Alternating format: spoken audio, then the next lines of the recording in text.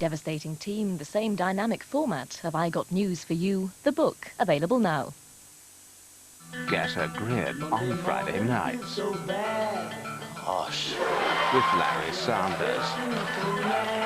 How very interesting. Oh, really? Well, watch this. And Newman and Bazille. You see, there was no need for that to happen.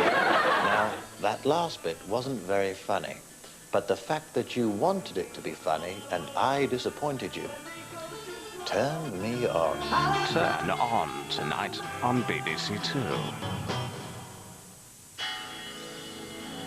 Newsnight in a couple of minutes on BBC2. First, words of warning from Shetland for Video Nation.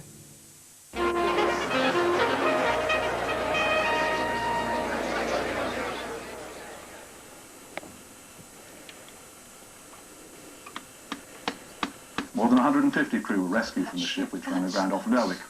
The incident, the fourth in the past year involving an Eastern European fish processor known as a Klondijker, brought fresh demands for tighter controls on the ships.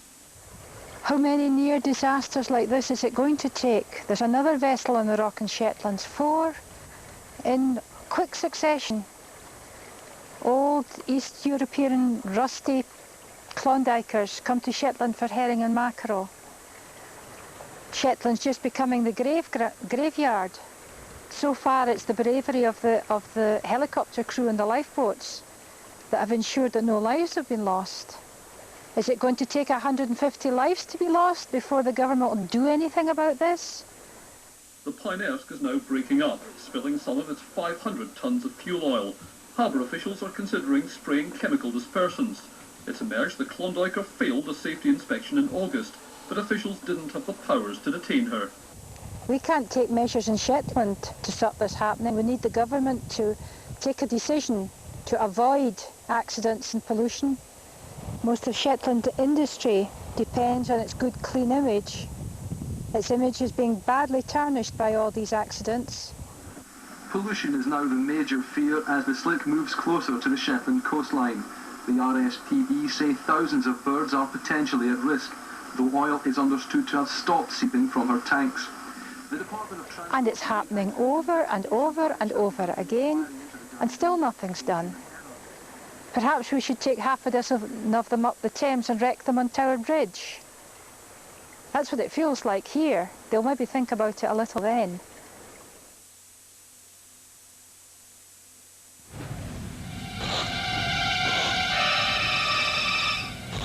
Sexual freedom will always be crushed in the name of political necessity. Good, my lord. Speak up to me. Away with her. Good, my lord. But even the man with power can be destroyed by a woman. Tempter or tempted? Who sins most? She uses sex to trap him. He uses authority to abuse her. Shakespeare's tale of lust and political corruption. Measure for Measure. Tomorrow at 9:30 on BBC2.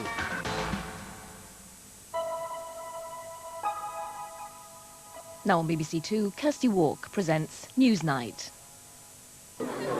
Radovan Karadzic talks in apocalyptic terms of preparations for a final victory, but has the tide now turned for the Bosnian Serbs?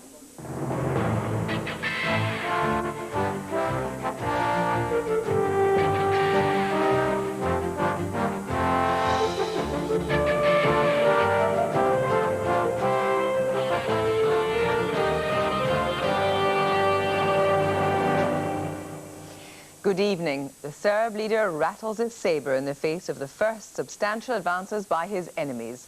The prospect of increased fighting brings with it the threat of airstrikes. Tonight, we bring representatives of the key players in this drama together, including the UN peacekeeping representative in Bosnia, to discuss what's nearer, all-out war or peace. Also, Peter Marshall in America has been with a chip off the old block. George Bush Jr., son of the last president, is hoping to become governor of Texas on the back of a Republican Party dominated by Christian fundamentalists. Texas today, the whole of America next. Is this the hour of the religious right? And not the best PR for the new South Africa. Will its proposal to resume trading in elephant bits be the thin end of an ivory wedge? We'll be debating that with the South African Deputy Minister for Tourism and the Environment.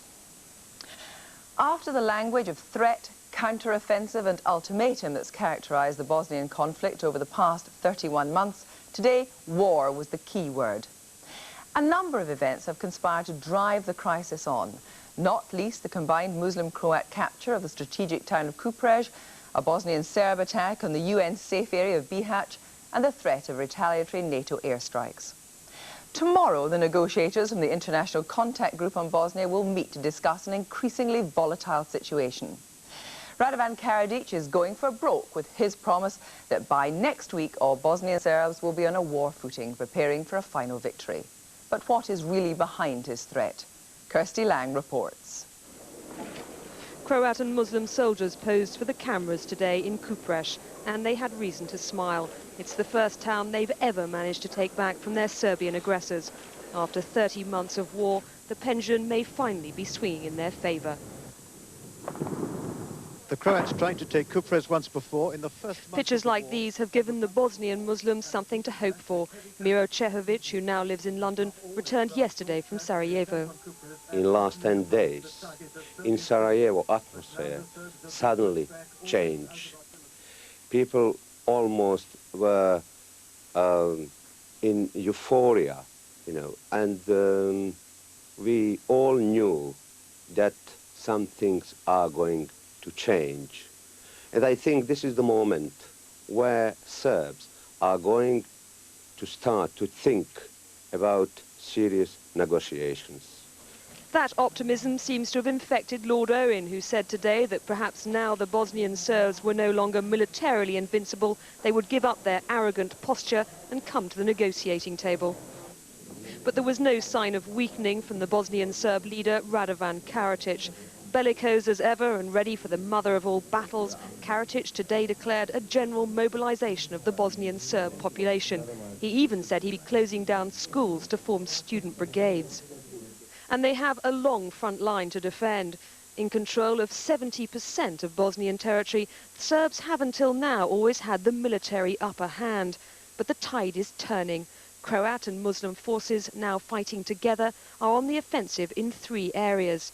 Central Bosnia, where they've captured around 100 square miles of territory, in the northwest enclave of Bihać, and south of Sarajevo in Trnovo. And the shelling in Trnovo can now be heard in the self-styled Bosnian capital of Pale, where recent visitors report an overwhelming sense of decay, low morale, and a leadership paralysed by internal bickering. Well, I've just come back from Pale, which is the Bosnian Serb headquarters town just outside Sarajevo. And I can tell you that the atmosphere there is really very, very strange. I've been there a lot in the last 2 years, and normally things are quite efficient and it's really quite a quiet place. But now the sounds of artillery, the sounds of a tremendous artillery battle, which is going on about 15 miles away, can be heard clearly in the distance. People are generally confused, depressed, and have no idea where their country is going. But some seasoned Bosnia watchers believe that today's defeat in Kupres was in fact a calculated retreat by Karadzic. It looks to me as though Radovan Karadzic is rationalizing his territory now. He may not have lost Kupres, he may simply have given it away.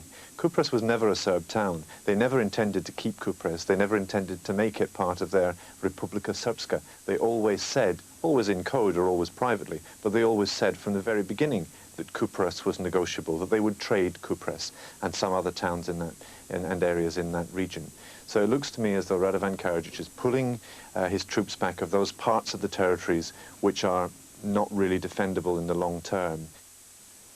The reasons for this retreat can be traced back to last March, when the Americans successfully brokered a peace agreement between the Muslims and the Croats, who after months of bitter infighting finally agreed to form a common front against the Serbs. And there's evidence that they're much better equipped militarily now. Then, adding insult to injury, their chief sponsor, the Serbian president Slobodan Milosevic, turned off the tap to his Bosnian colleagues, imposing sanctions which deprived them of arms and cut off supply lines.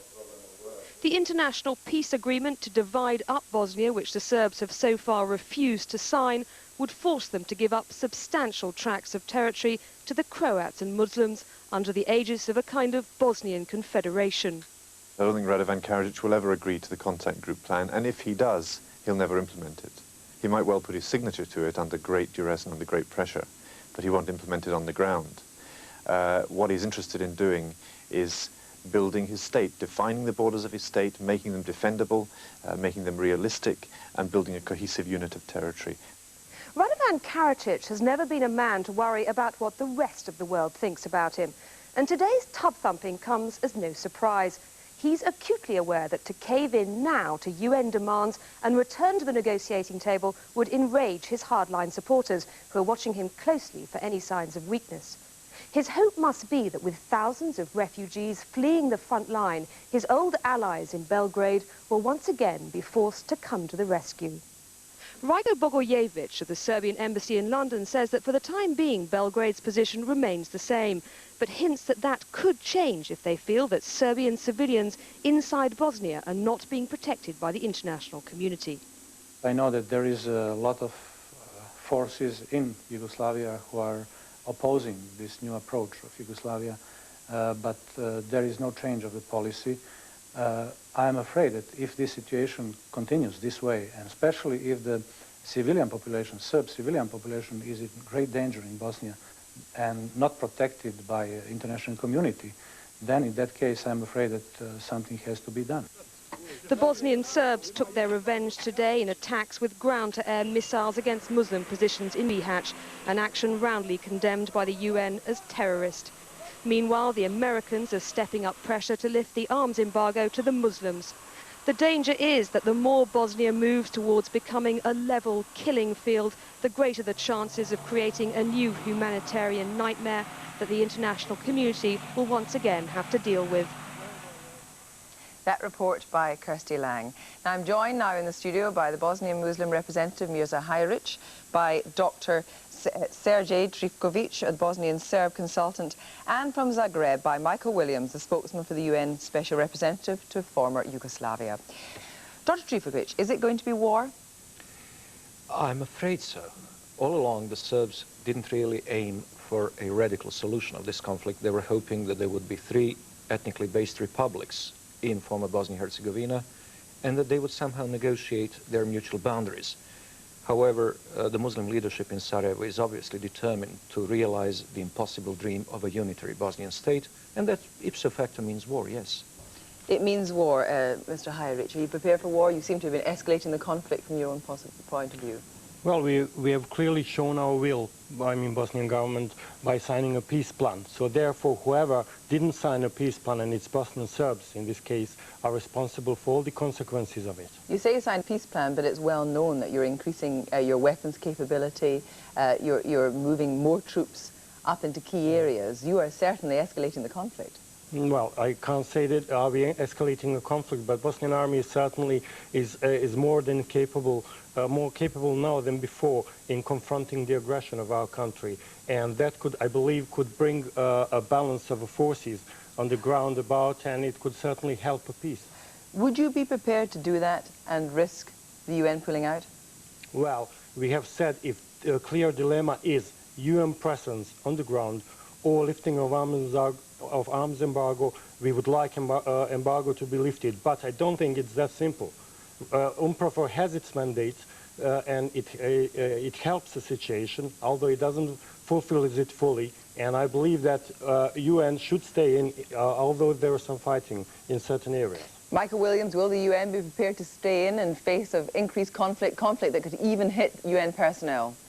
Oh, I think so, definitely so. The Security Council have given us a clear mandate, and we are here to stay until that mandate is changed. I mean, clearly there has been a dangerous escalation in the fighting in the last several days, I would say, in fact, over the last couple of weeks. But the UN is still carrying out its functions, feeding hundreds of thousands of people in Bosnia and protecting many of them in the UN safe areas. In terms of the Serb position, you've heard here in London that this is all-out war, that the Serbs are prepared to go for that kind of solution. As far as you're concerned, is that the position the Serbs are in on the ground? Well, I think the strategic advantage has moved against the Serbs. There's been a a coalescence of various factors the last few months. The imposition of sanctions by President Milosevic on August the 4th, and the military actions first in Bihać and now in Kupresh, which have shown a degree of coordination between the Croats and the Muslims and a better fighting capability than I think any of us expected. Now, that needn't necessarily push the Bosnian Serbs in the direction of war. The sort of remarks that we heard earlier on your program from Dr. Karadzic, we've heard many times in public and in private over the last few weeks. I think, in fact, the Bosnian Serbs are actually showing a degree of restraint on the battlefield at the moment. We would hope that that continues, and that, moreover, that they would reassess their position and that see that the best way forward would be through acceptance of the contact group plan. You say that, but let me interrupt you there. You say that, but they were prepared to hit Bihać, weren't they? They're prepared to risk the threat of NATO strikes. Well, there were missile attacks on Bihać Thursday and again today, Friday. Incidentally, not all those missiles appear to have come from the Bosnian Serbs. Some of those attacks seem to have been launched from territory held by the so-called RSK, which is the Croatian Serb Republic. But I would say that overall on the battlefield, until now, the Serbs have shown a measure of restraint. And I think that if they cared to look again at the contact group plan and listen carefully to what key members of the contact group are saying, that the chances of a political settlement are not so remote as we might think. Do you still rule out the contact group plan? Radovan Karadzic rules it out. Can you say that you rule it out? I would be very glad to find encouraging traces in what the contact group members are saying. But unfortunately, only 2 days ago, at a briefing of the State Department, it was specifically stated that the Bosnian Serbs will not be allowed to confederate with Serbia, whereas Bosnian Muslims and Croats, with their federation, are to have a confederation with Croatia. On the other hand, let's face it, for as long as there is no constitutional settlement and it's not contained in the plan, there is no plan. There's just a map. What do you say to the criticism that what's happening is that Karadzic is intentionally looking vulnerable to press Milosevic's hand? He's got Serb commanders in the Yugoslav army. He's under great pressure from certain bodies in Serbia to come to your aid. Is this the intention? That would be an extremely tricky and dangerous approach, and I do not believe it can work, because Milosevic is hell-bent on Karadzic's defeat, because Milosevic is no Serb patriot. Milosevic is a neo-communist who has kidnapped the mantle of Serbian national interest in order to perpetuate the existing structure of political power inherited from communism. Mr. Heirich, you would have heard Madeleine Albright's emotional plea at the UN, and of course the General Assembly did vote indeed to lift the arms embargo. Certainly. Only the Security Council can change that. If you don't get an arms embargo lifted, have you enough weaponry to fight the Serbs head-to-head? We have enough weaponry, but not enough to win the war. And it's not our intention. A primary goal of Bosnian government clearly is to preserve a multi-ethnic concept of living in Bosnia. And you cannot do it by war. War can only further destruct that. So we have signed a peace plan, and we have fully accepted that international community's responsibility is to bring the Serbs about to that plan. The response of the Serbs is very cowardly. It's bombarding residential areas of Bihać, and that's UN safe area, and we have Mr. Williams there, and he can tell us what UN intends to do about that. What does the UN intend to do about that? Well, the safe area concept does not necessarily imply that there would be NATO attacks against the missile sites. The Security Council and the North Atlantic Council, the policy-making body of NATO, would have to rule in favor of that. I thought NATO had more power. I thought that there was more power ceded to NATO to deal with safe areas. Well, that's not absolutely crystal clear. I think the NAC would have to decide that there was a real threat there, and they would have to rule on that. But could I come in on two other points? The question of making the contact group's plan and how amenable it is to the Bosnian Serbs. Monsieur Juppé, the French foreign minister, said quite categorically a few days ago that were the Bosnian Serbs to accept the plan then he did not think that their right, if they so wished, to have some sort of confederal arrangement with Serbia, with the Federal Republic of Yugoslavia, could be ruled out. So it's not true that it's completely shut and closed. Let them put it in writing. If I buy a used car, I ask for warranty. Monsieur Juppé may go in a year or two, and then what? But let me come to the basic point. I think that Mr. Williams ought to address the question of misuse of so-called protected zones by the Muslim government as launching pads for offensive against the Serbs. You cannot have it both ways. On the one hand, Gorazde was an armed camp in March when the Muslims attacked from Gorazde. And Bihać is an armed camp now, and it was used as a launching pad for offensives. And then when they get the bloody nose, everybody cries wolf. But before we put that back over, let's just talk about, you say there's going to be war. Can you just clearly, in the closing minutes of this, say what will war mean? Are you going to hit Sarajevo hard? What will the tactics be? Well, frankly, I'm in no position to say that, because I do not know. What I do know is that this is not a war that the Serbs wanted. It is imposed on them by the impossible ambition of the Muslim leadership to rule the Serbs of Bosnia-Herzegovina. Come, you've taken 70% of territory. We've been majority on 64% all along. Mr. Hajric. Serbs are only 1/3 of population, and they can't be majority in Bosnia in any sense. 64% is their dream. They will never have it. They hold more territory now than they ever will. And if they carry on, Bosnian army will have to take care of that. Mr. Williams in Zagreb, are you confident that turning Christmas, UNPROFOR will still be in Bosnia? I think UNPROFOR will be here well into 1995. I think that despite the rhetoric and the argument that you have there in your own studio, that the chances for peace may not seem so remote as this discussion has held out. Today here in Zagreb we had the Serbian foreign minister, the first time that such a visitor from Belgrade has arrived here since 1991. I think the pieces of the jigsaw are there. They haven't quite been put together yet. Well, and I would hope and plead that the Bosnian Serbs would come round to the contact group plan, because otherwise I think Bosnia can only look forward to continued warfare for many years to come. Gentlemen, thank you all very much indeed. Thank you. President Clinton will be approaching the midterm elections in some fear and trepidation. Although his own abysmal approval ratings have begun to rise a little recently, his Democratic Party is still expected to lose heavily in both House and Senate. If there is a swing to the Republicans, it will be due in no small measure to the efforts of the religious right, who are now in a major influence in the party coast to coast. In Texas, where George Bush Jr., son of the last president, is bidding to oust the incumbent Democrat governor, some Republicans are concerned their party is being hijacked by the Christian right. Peter Marshall reports from the Lone Star State.